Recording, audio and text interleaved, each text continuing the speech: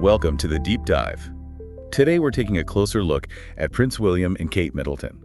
Their life together has, well, pretty much always been in the public eye, hasn't it? Oh, absolutely. It's hard to think of a couple under more scrutiny, really. And we've got this detailed account here that aims to get us beyond just the headlines, looking at some key moments that, really seem to have defined their relationship. Yeah, our sort of mission here is to explore those moments, see what they might reveal about, well, navigating life under that kind of intense pressure. It's fascinating, isn't it? The sheer level of attention they've faced right from the beginning. It really is. The world's been watching them connect, watching them grow as a couple. So this deep dive is about understanding not just what happened, but maybe a bit of the how and why behind it all. So our source kicks off with their early lives. William, obviously, born into this incredibly old, significant family, son of Princess Diana and Prince Charles, the future king, as the account notes. Right, a position that comes with, well, a lifetime of public duty baked in. And even as a kid, his every move was watched. It's actually kind of hard to grasp, isn't it? Your school days, your mates, even who you might fancy, all subject to global interest. It's an extraordinary level of exposure. I mean, Right. choosing a school, making friends, things most people do privately, it all became public discussion, media fodder. And that constant watchfulness, the document points out, really shaped his upbringing in quite profound ways, you'd imagine. Definitely. Then there's Kate. The account gives a quick look at her early years, mainly to set up that contrast in their backgrounds, which sparked so much initial interest. Exactly. The immediate questions were things like, so who is this girlfriend of William's? What's her name? Is she like foreign royalty or something? Uh-huh. It really highlights that public curiosity about how someone from, well, outside those traditional royal circles would fit into William's very specific world. That difference in background really was a major theme early on, wasn't it? It absolutely was. Traditionally, royal matches often happen within similar sort of aristocratic bubbles. So Kate appearing on the scene, it just ignited huge curiosity about how these two different worlds would actually mesh. Okay, so let's get to St. Andrews University. Yeah. This is where it all starts, where their paths actually cross. Right. The beginning of the story in many ways. And the document gives us these great little snapshots of their student life, finding a flat with friends back in 2002. Yeah, and the very relatable detail about sharing cooking duties, apparently, with a few kitchen disasters along the way. Yeah. It paints this picture of them trying to carve out a relatively normal uni experience, at least initially. Which is interesting in itself, isn't it? Trying to find that normalcy when the circumstances are anything but normal. Sharing a flat, doing chores. Mhm. It feels like a conscious effort to build something real away from the cameras. And there were definitely signs things were getting serious even then. William visiting Kate's parents in Berkshire, summer of 2003. And Kate being invited to Prince Charles's 21st birthday bash at Windsor Castle. Those feel like pretty significant milestones. Oh, absolutely. Those aren't just casual dating steps, are they?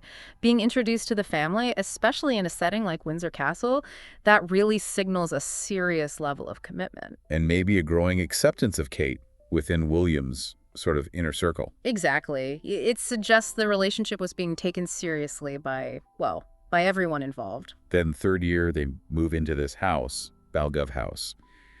The account mentions it was quieter, a deliberate step away from the photographers who were always around. Right. Seeking privacy. It seems like they were actively trying to find a bit more space as the relationship deepened. Like you'd need, wouldn't you? Yeah. Especially under that kind of constant gaze. Precisely. You need that sanctuary, that place where you can just be a couple without the whole world watching and analyzing every little thing. Balgov House probably offered that, at least for a while. But that media attention, it just didn't let up, did it? The skiing trip, Cloisters, March 2004, that's flagged as a real turning point.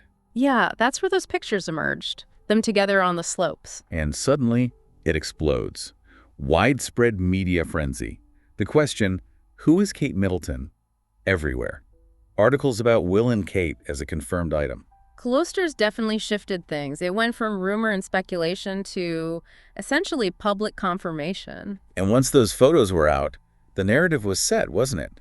Kate's life especially must have changed overnight. Completely. The questions changed from if they were together to how serious it was, and the intensity dial just got cranked way up. And that intensity just kept building through their final year at St. Andrews, starting September 2004. Imagine trying to focus on finals with that level of media interest swirling around your personal life. It's incredible, really. Speaks volumes about their resilience, I think, both as individuals and maybe as a couple already, that they got through their degrees under that spotlight. Definitely. Balancing tough academics with a relationship that's headline news. That takes some serious determination. Okay, so graduation happens, new chapter, even more public life for them as a couple now. But it wasn't all plain sailing, was it? The account mentions the separation period later on. Right, things got complicated. But before that, William did his first official solo tour, 11 days in New Zealand. Distance can test any relationship, can it? Especially when it's still relatively new. Absolutely. And William's official duties, they were always going to involve travel, periods apart. Navigating that early on must have been tricky. Then William heads off to Lido Downs in Kenya for a whole month. And Kate and some friends actually joined him out there. Ah, yes, Kenya. Seems like quite a significant place for them, doesn't it? We see it crop up again later, obviously. Yeah, you'd imagine that holiday gave them some much-needed private time away from the UK pressures, a chance to reconnect. Probably. A different environment, maybe less of that constant public gaze, could have been really valuable for strengthening things. After that, William gets really busy back in London, working at the Football Association, also spending time at a country house in Derbyshire. Sounds like he's properly starting to carve out his public and professional path. Exactly. He's beginning to take on more official roles, figure out his working life, and those increasing commitments, well, they naturally impact the relationship dynamic, more demands on his time. Which leads us towards January 2006. Another skiing trip to Closters, 2 weeks this time, but then the document mentions what was reported as their goodbye. A separation. Yeah, that was a significant moment, clearly a difficult patch. And the account hints at some reasons. William was at Sandhurst then, training as an army officer. That's notoriously intense. Hugely demanding, long hours, massive pressure. It would have left very little time or energy for anything else, including a relationship. And on Kate's side, the challenges of trying to build her own career while constantly being trailed by photographers defined as the prince's girlfriend. That couldn't have been easy. No, it sounds incredibly difficult. Trying to forge your own path when the media spotlight is that intense and focused entirely on who you're dating, it's a huge pressure. You can easily see how those pressures on both sides, his demanding training, her impossible media situation, could really strain things. Definitely. The document subtly points to both those things. William's lack of availability, Kate's struggle for normalcy and professional identity under constant scrutiny. It's a recipe for difficulty. It's easy to gloss over just how tough that must have been for Kate, specifically. Trying to build a life, get a job, when you're constantly hounded and defined by someone else. That lack of privacy, that relentless scrutiny, it's taxing. Trying to establish yourself professionally while dealing with that, it must have felt like climbing a mountain every day. The document hints at that burden she was carrying. But thankfully, the account then mentions they got back together again. It doesn't give loads of detail on the reunion itself. No, but the fact they did reunite says a lot, doesn't it? About the underlying connection. It really does. It suggests there was something strong enough there to make them want to overcome those, frankly, huge challenges. It speaks to a deep bond, a shared commitment. Absolutely. Navigating that split and finding their way back. That points to real communication, understanding, and just a fundamental desire to be together, despite all the unique pressures. Which brings us, eventually, to the engagement. Another trip to Kenya, this time with friends. Right, back to Kenya. And William, secretly carrying Kate's engagement ring the whole time. His mother's ring, that iconic sapphire and diamond one, in his bag. Such a poignant detail, isn't it? That connection to Diana. Using her ring, it links their future directly to his past, honors her memory. And the fact he kept it hidden during the holiday really underscores how personal he wanted that moment to be. Absolutely. Planning that intimate proposal away from it all. And the proposal itself happened October 19th, 2010. And spoiler alert, Kate said yes. Yes, thankfully. But then they get back to the UK, and according to the document, they actually kept it secret for a bit, even from friends initially.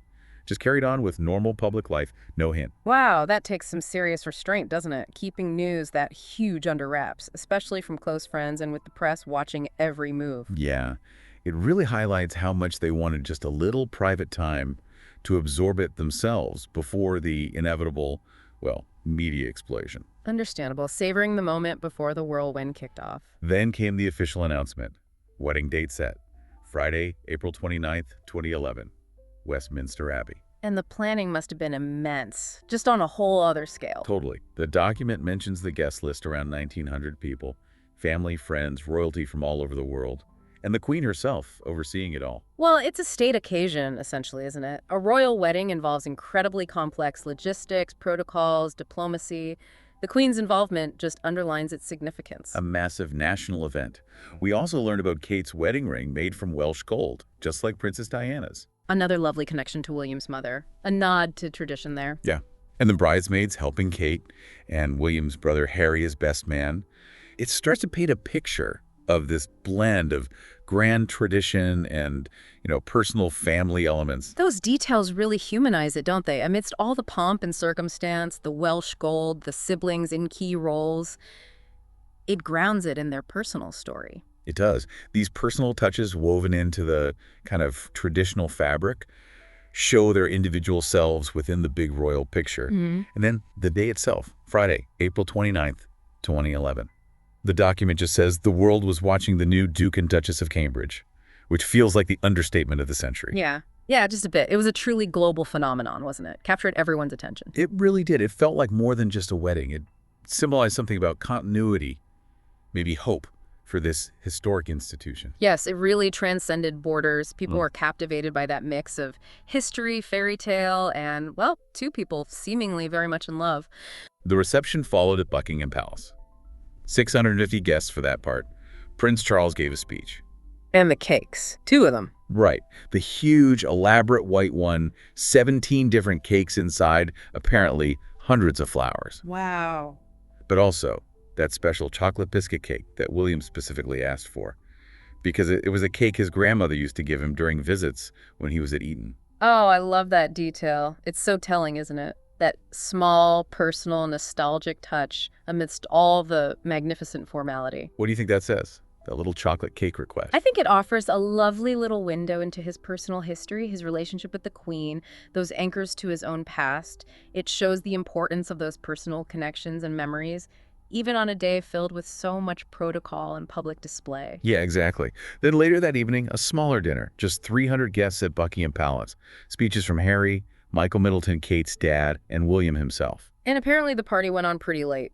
Guests talking, dancing till 3 a.m. Sounds like quite the celebration. Yeah. A real culmination, maybe a release after years of buildup and that intense scrutiny. You'd think so, wouldn't you? The end of that long engagement period, the wedding itself, done. Probably a chance to finally relax and just celebrate properly with their closest family and friends. And the document notes the wedding day was a public holiday in the UK. Thousands of street parties happened. Right across the country. Even back in St. Andrews, where they met, big screens were set up for people to watch together. And millions around the world tuned in. From Afghanistan to China, India, Canada. Families and friends getting together to watch. That example of the three couples getting married in Times Square in New York, Yeah. right after Will and Kate said their vows, it shows the sheer global ripple effect, doesn't it? It really does. It became this collective global moment, didn't it? A shared point of celebration and perhaps optimism that stretched way beyond the UK. And then, and after, as the source puts it, predictably, massive public interest in where they'd go on honeymoon. Of course. The next big question. But they actually left Buckingham Palace by helicopter the day after the wedding, Saturday. Flew back to Anglesey, where William was based. And after only 3 days... He was back at work, Tuesday morning, back with the search and rescue team. It's a very quick return to duty, isn't it? Straight back to normality, or their version of it. It really highlights that constant balancing act, doesn't it, between their personal lives and their public professional responsibilities. Even after a massive personal event like a wedding, duty calls. It does. Their commitment to their roles seems paramount, even then. Then, 10 days after the wedding, they finally got away for their honeymoon. 10 days in the Seychelles. Ah, okay. A proper escape. Described as a quiet island getaway, crucially away from reporters and photographers. Much needed, you'd imagine. After the insane buildup, the global spectacle of the wedding, getting away somewhere completely private must have been essential. Yeah, a chance to actually decompress, connect as newlyweds, and just be without the world watching. Exactly. A crucial bit of breathing space to start their married life properly. So, reflecting on all that, we've traced this journey from those early days, the who is she questions, right through to this globally televised wedding and beyond. It's quite the story. It really is. And the public fascination, it clearly hasn't gone away, has it? Not at all.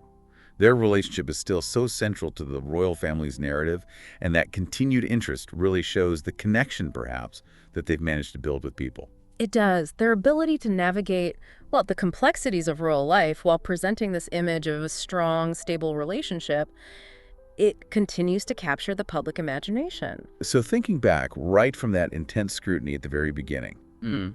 what do you reckon are the biggest challenges and maybe the biggest triumphs for a couple in their unique position? That's a big question. The challenge has to be maintaining any semblance of private life and a genuine connection under that constant, relentless microscope. The triumph. Maybe just that enduring it, building a family, and seemingly navigating it together, finding ways to support each other. And as they step into even more prominent roles moving forward, what might the future hold? How might they continue to shape their path? It's definitely something to think about, isn't it?